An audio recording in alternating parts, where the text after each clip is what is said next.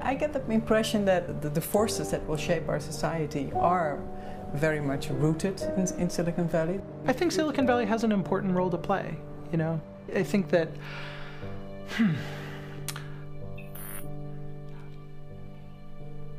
there's been some interesting articles of late that have talked about the emergence of consciousness, right? Where does it come from? And there's a bunch of thought here that says... What do you mean by the emergence of what kind of systems can be made conscious, can be sentient, right?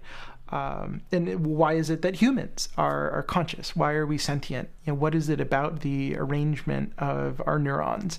And there's a certain school of thought that says that it comes at a certain complexity level, right? And the fact that you have so many neurons interconnected in such a complex way, a consciousness gradually emerges from that. It's not even like a switch is flipped where you can say like 1, yes, this person is conscious, or 0, no, this person is not conscious.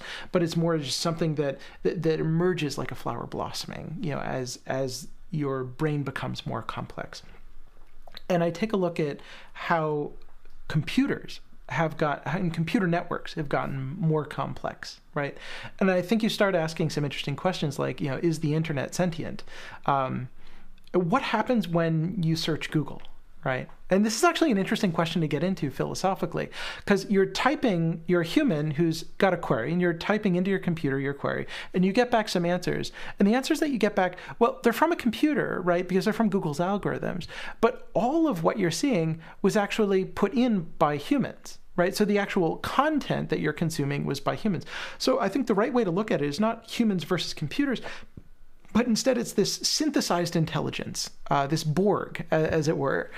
That is a synthesized intelligence of what computers are good at and what humans are good at working together, right? And that collectively together, that creature is sentient. So if you were a neuron in a brain, would you know that the brain was sentient? Right? If you're part of a sentient being, are you aware of that being's sentience?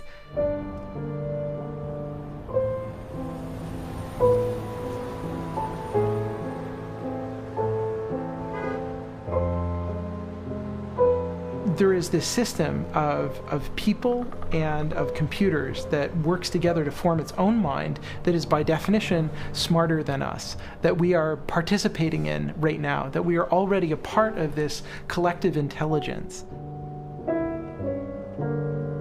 Silicon Valley plays a role in helping design those threads and that go between the human intelligences and the computer intelligences, right? So we're helping to knit this brain. We're not the brain's designer. It's kind of in many ways designing itself, but we're building this uber species that is humans, that is computers altogether.